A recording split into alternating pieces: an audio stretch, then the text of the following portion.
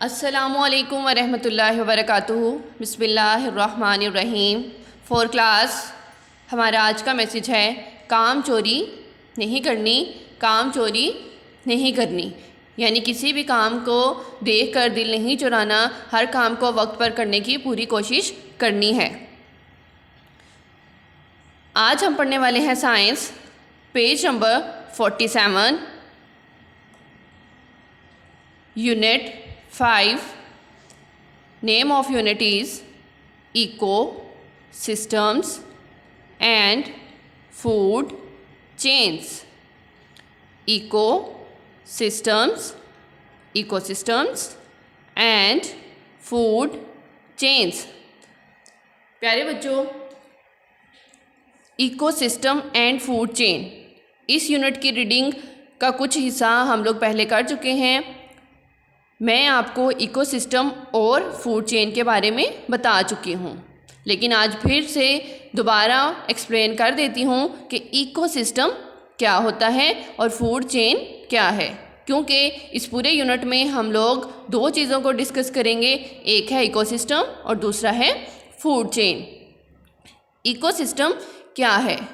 तमाम living things और उनके माहौल को इकोसिस्टम कहते हैं। फूड चेन क्या है? प्यारे बच्चों, मैंने आपको पहले भी बताया कि कैसे तमाम जानदार चीज़ें खुराक के लिए एक दूसरे पर इन्हसार करती हैं, डिपेंड करती हैं। इसे कहते हैं food chain.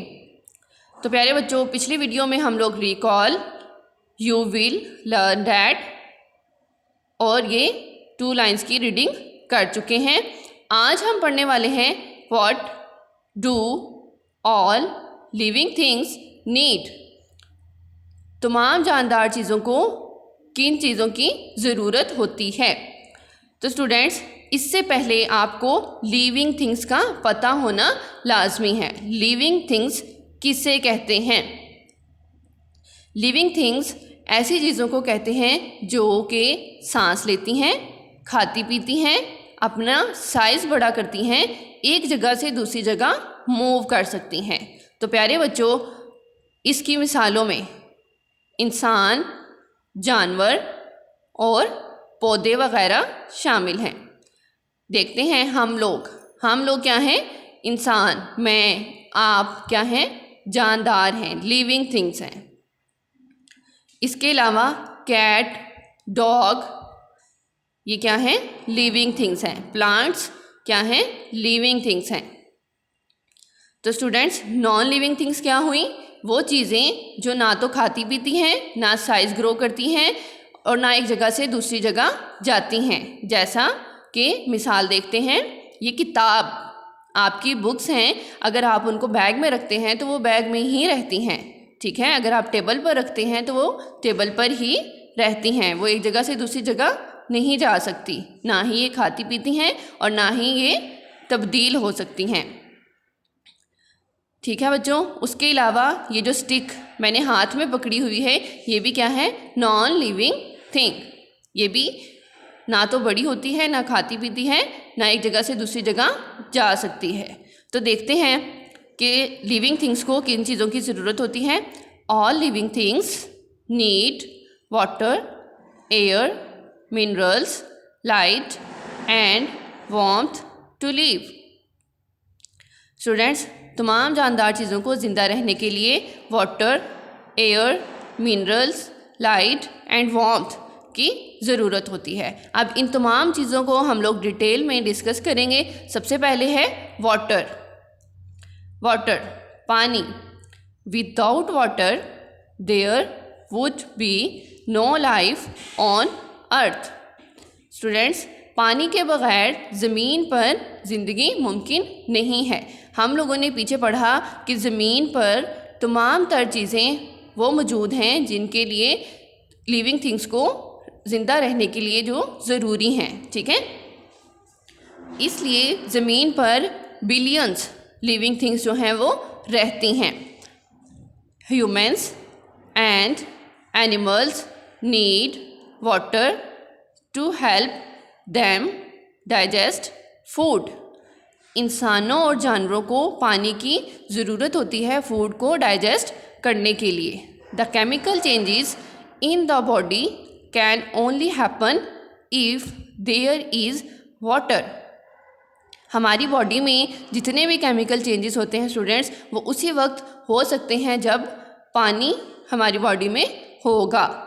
Plants need water to help them to grow and to produce food in their leaves.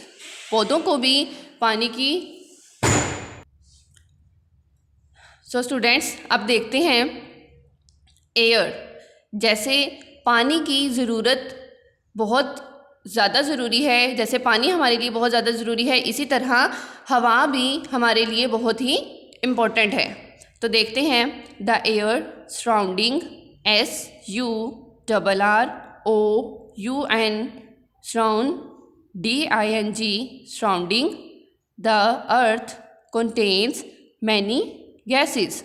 तो स्टूडेंट्स हवा के अंदर हवा जो है उसके अंदर बहुत सारी गैसेस होती हैं। One of these is oxygen. उसमें से एक जो है वो है oxygen. OXYGEN oxygen. All living things need oxygen to get energy from their food. तो स्टूडेंट्स तमाम लिविंग थिंग्स को ज़रूरत होती है ऑक्सीजन की अपनी फूड से एनर्जी हासिल करने के लिए। Oxygen burns the food to produce energy.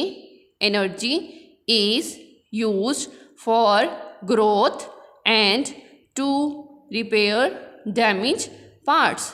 Students energy की हमें ज़रूरत होती है ग्रोथ करने के लिए और डैमेज पार्ट्स को रिपेयर करने के लिए, यानी दोबारा से रीग्रो करने के लिए हमें एनर्जी की ज़रूरत होती है। You take oxygen into the body when you breathe in. Students हम लोग जब सांस लेते हैं तो हम लोग दो गैसेस का इस्तेमाल करते हैं, एक है ऑक्सीजन, दूसरी है कार्बन डाइऑक्साइड। ठीक है, जब हम लोग सांस लेते हैं तो अंदर लेकर जाने वाली गैस को ऑक्सीजन कहते हैं और बाहर निकलने वाली गैस को कार्बन डाइऑक्साइड कहते हैं।